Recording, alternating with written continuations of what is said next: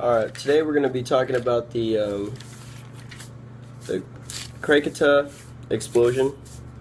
There's a massive volcano that exploded in 1883. So,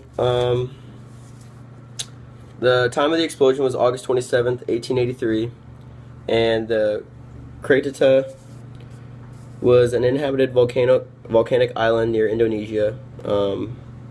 The volcanic island was situated in the Sunda Strait between the islands of Java and Sumatra and the Indonesian province of Lampung. So I have a picture of it on the screen here. So here's the island. This was before the explosion. All that went away after the explosion. And here's the other surrounding islands. So that gives you a mental picture of the thing.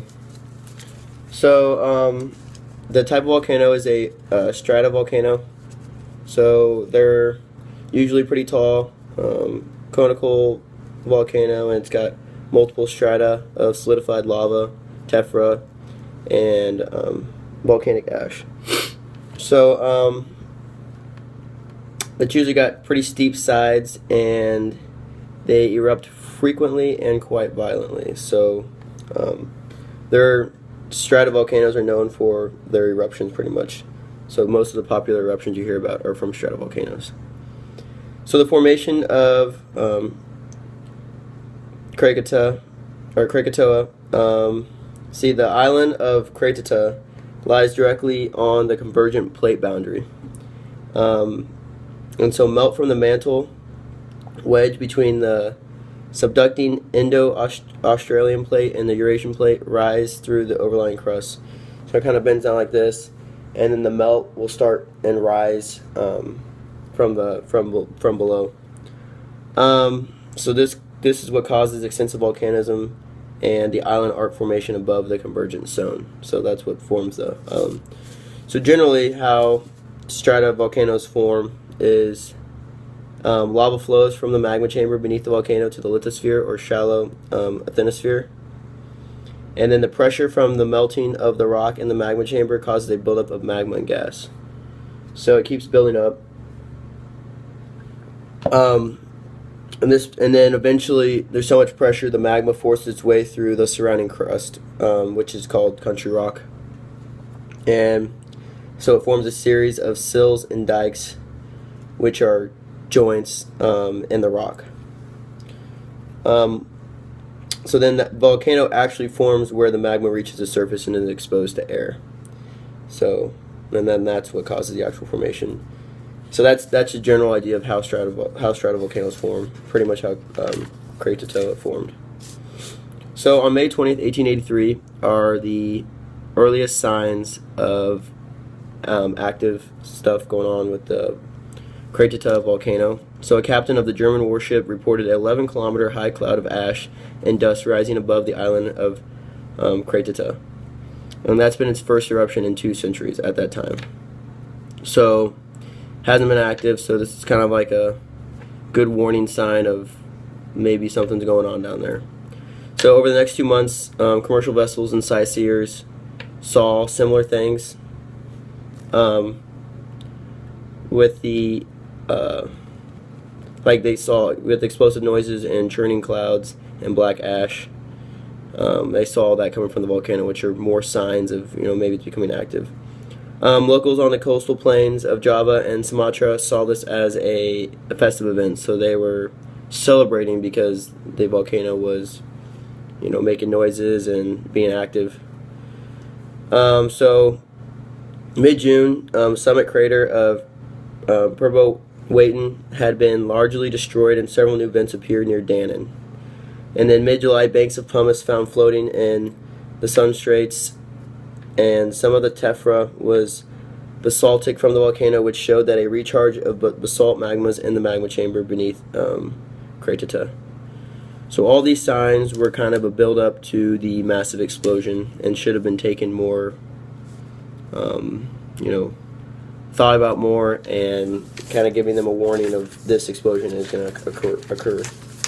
So On Sunday, August 26th, 12:53 p.m., Krakatoa delivered the opening climatic eruption. So, the initial blast created a ear-shattering noise, and there was a black trailing cloud of volcanic debris that rose to 25 kilometers above the island. So, this was the whole start to the kind of 2-day explosion. So it widened quickly to the northeast, rising to 36 kilometers, and now the coastal communities were worried, and they were getting frightened and all that.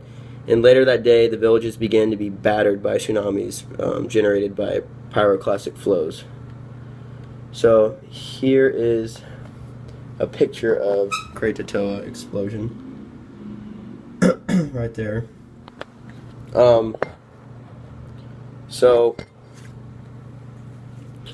all that was going on, and then the tsunami started hitting, and then Monday, August 27th was the big day. That's when the volcano had a series of at least 4 huge eruptions that began at 5:30 a.m.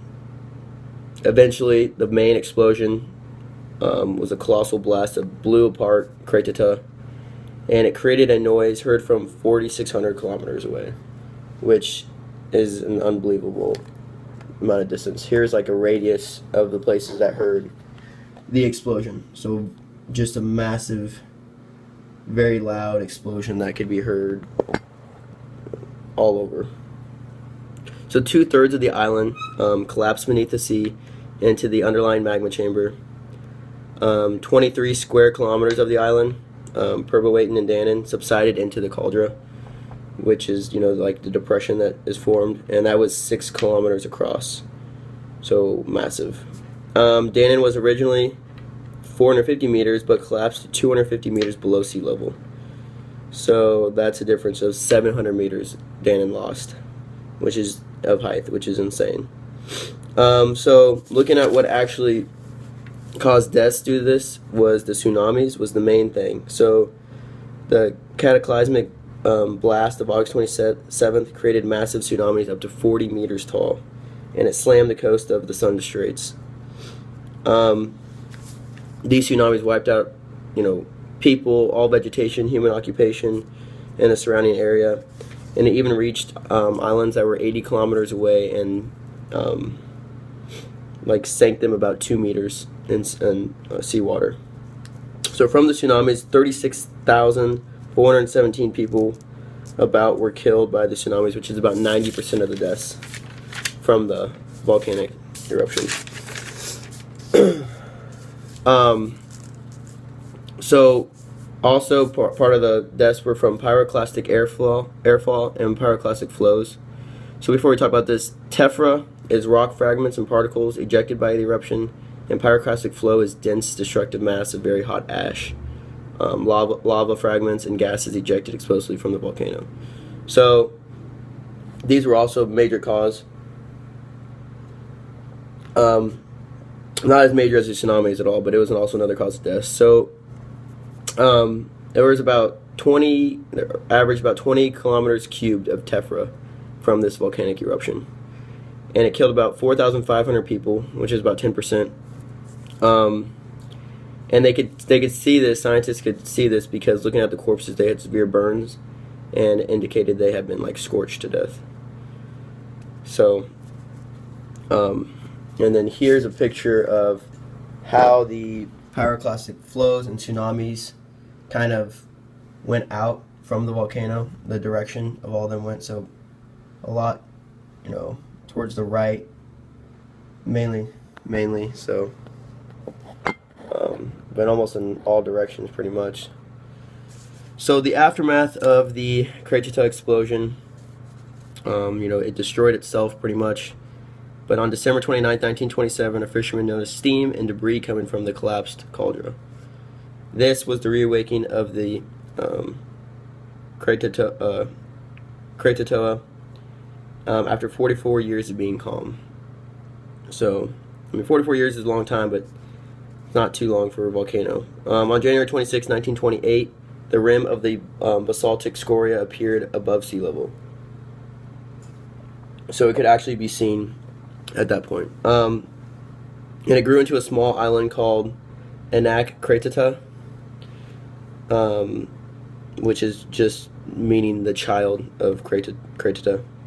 So Anak Kratata has been erupting in most recent years. It's been very small, small eruptions, nothing too big, but it's been monitored because of these eruptions. But these eruptions still do remind people of what happened. So here's a picture. There's the picture of Anak Kratata, or the child of Kratata. So there's it kind of, doing a little eruption there. So as scientists go monitoring, since then they have been monitoring Kratata, and they use different monitoring skills. The best way really to monitor the volcano is looking at looking at its history, how it's acting when it's erupt. So looking at its history, they can usually tell when it's going to erupt next. Through visual and cameras is the cheapest way. So they've been monitoring, and it hasn't been doing anything unusual or anything. That's what they look for, something unusual that's going to occur. They also do seismic monitoring, which is measures the vibration of the earth. Earthquakes. They look at earthquakes that can start volcanoes, vice versa. Ground deformation is a big thing. In chemistry is also, as magma rises, gases are released. And so they use satellite too to monitor the magma flowing through the volcano and see where it's at, if it's having movement or not. So magma moves into a volcano, it gives off volcanic gas emissions, which are measured. So scientists have been looking at the child of Kratata, and so far nothing's been too unusual, but they will keep monitoring it, I'm sure, and hopefully no explosion occurs soon. Thank you.